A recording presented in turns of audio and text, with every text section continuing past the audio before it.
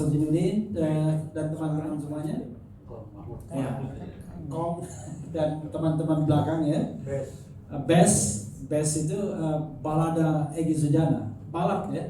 Oh balad bukan balada, balad itu pasukan artinya. Oke. Saya akan meninjau dari dua aspek atau tiga aspek ya. Pertama adalah aspek konstitusi, kedua pasal-pasal yang dikenakan, dan ketiga mungkin hal-hal lainnya. Saya merasa bahwa kita makin lama makin membatalkan alasan untuk reformasi. Padahal kita tahu alasan reformasi yang utama adalah karena kita ingin menumbangkan rezim otoriter Orde Baru.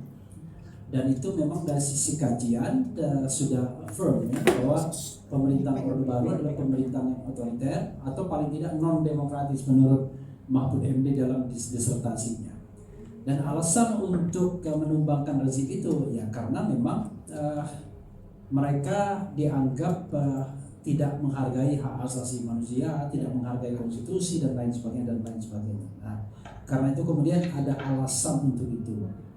Tetapi persoalannya adalah makin lama kok demokrasi yang diterbitkan melalui era reformasi itu makin regresif. Jadi makin regresif, bukan makin progresif. Jadi kalau misalnya kita pakai jalannya demokrasi, itu kalau kita bicara tentang demokrasi, itu sekarang barangkali kita masuk pada taraf demokrasi yang prosedural. Kita maunya demokrasi yang lebih substantif, partisipatif. Ya, jadi ada yang namanya egaliter, masyarakat yang egaliter. Tapi yang terjadi adalah demokrasi kita regresif. Bahkan jangan-jangan nanti suatu saat kita menjadi failed state, negara yang gagal. Jadi negara gagal itu adalah negara yang tidak lagi dikuasai oleh pemerintahan, yang berdaulat, yang dipilih oleh rakyat, tapi dikuasai oleh para mafia. Nah, kita tidak ingin menjadi failed state sebagaimana yang terjadi di negara Amerika Latin. Karena itulah kemudian anak-anak bangsa perlu tetap menjaga demokrasinya. Nah, indikasi dari kenapa demokrasi kita kemudian tiba-tiba seperti regresif adalah kriminalisasi. Mudah sekali orang yang mengeluarkan pendapat itu dikriminalisasi dengan tiga ketentuan ini. Satu adalah menyebarkan berita bohong, Undang-Undang Nomor 1 1946. Dua, menyebarkan kebencian, Undang-Undang ITE. Dan ketiga adalah undang-undang yang terkait dengan pencemaran nama baik. Tambahannya adalah penyalahgunaannya adalah undang-undang tentang penistaan agama. Nah, ini penistaan agama saya ingin riset buat Bang Egy saja. Jangan saya yang membahasnya. Saya hanya ingin membahas tiga hal ini ya. Jadi yang paling bahaya adalah ketika pasal-pasal tentang penyebaran berita bohong itu selalu digunakan untuk membungkam siapa saja. Jadi siapapun yang berpendapat dan itu tidak disukai oleh rezim itu dianggap menyebarkan berita bohong.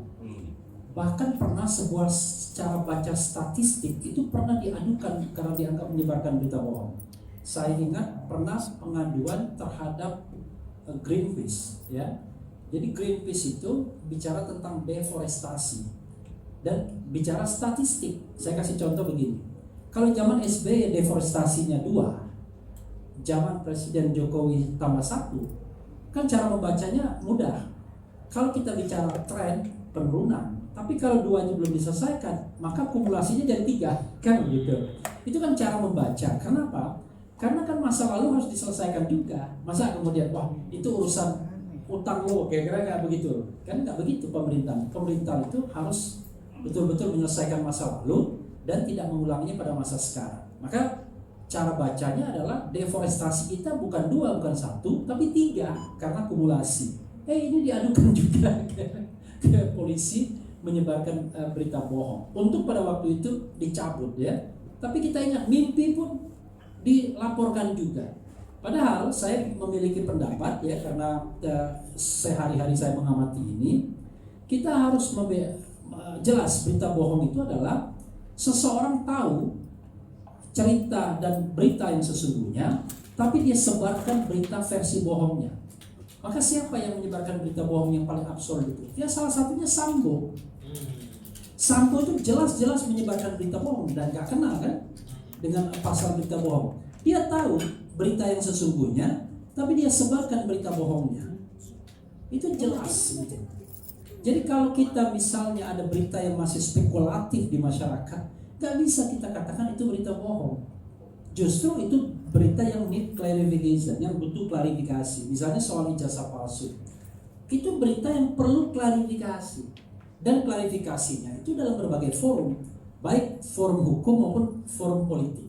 Nah, saya menghimbau soal ijazah palsu ini, harusnya DPR dan atau DPD bergerak menggunakan hak politik mereka, yaitu pengawasan. Tapi unfortunately ternyata tidak dilakukan setelah forum hukum dicabut, ya kan? Oke. Itu satu mengenai berita bohong yang unfortunately dihidupkan kembali. Mungkin saatnya kita harus mengajukan judicial review terhadap undang-undang ini, ya, agar tidak membungkam demokrasi. Yang kedua adalah menyebarkan kebencian yang berbasis sara, baik kepada golongan maupun individu, kelompok atau individu. Saya tidak paham dalam konteks ini penyebaran kebencian itu di mana? Siapa yang membenci siapa? Kira-kira begitu. Siapa yang membenci siapa? Lalu kalau kita kaitkan kepada individu, ya kan, atau kelompok yang berbasis sara, itu adalah satu kesatuan napas. Tidak boleh kemudian ini dilepaskan dari konteks saranya. Makanya ketika misalnya ada seseorang yang mengkritik TNI, Polri misalnya, saya katakan TNI Polri itu enggak sara. Suku bukan, agama bukan, ras bukan, ya kan? Antar atau golongan bukan. Karena kalau TNI dan Polri dianggap golongan, bahaya republik ini. Masa dia dibilang golongan? Dia adalah alat negara, belongs to the state, bukan belongs to the kelompok atau interest group. Karena itu sangat tidak compatible mengatakan selamat datang Babe Aldo. Oh ya, situ boleh. Nggak bawa rolannya. Babe Aldo rupanya tidak membawa roti molen. Nah, saya lanjutkan ya. Keren cerdas. Jadi bahaya sekali kalau kita misalnya dalam konteks Bambang Tri ini tiba-tiba presiden dianggap golongan. Bahaya sekali. Suku bukan, ya kan? Agama bukan, ras bukan, golongan. Dia adalah the President of Republic of Indonesia. Karena itu tidak bisa masuk dalam konteks penyebaran kebencian yang berbasis sara. Saranya di mana?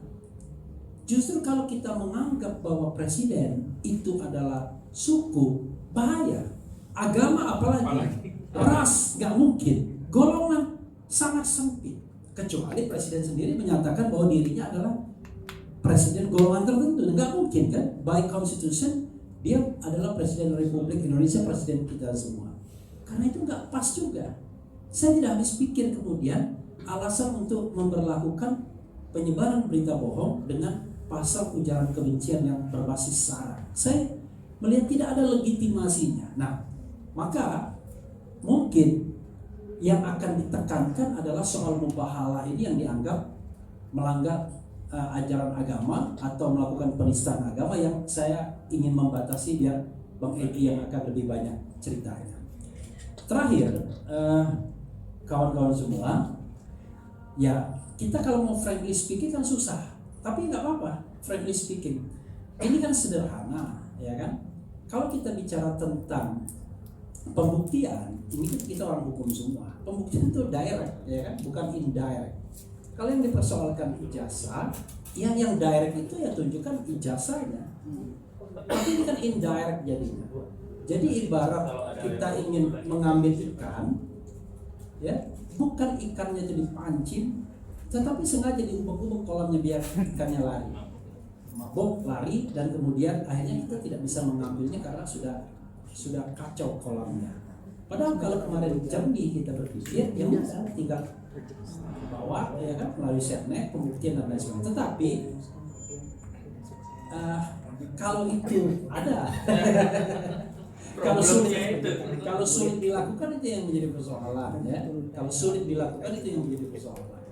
Karena itu kemudian akhirnya ya orang paham, ya kan, ada sesuatu yang tidak sekedar bahwa ini adalah penistaan agama, barangkali hal yang semua kita tahu tanpa saya harus menjelaskan lagi. Nggak mungkin kan saya mengajari buaya yang sudah pandai berenang, kira-kira begitu ya, apalagi di samping kiri kanan saya. Wassalamualaikum warahmatullahi wabarakatuh.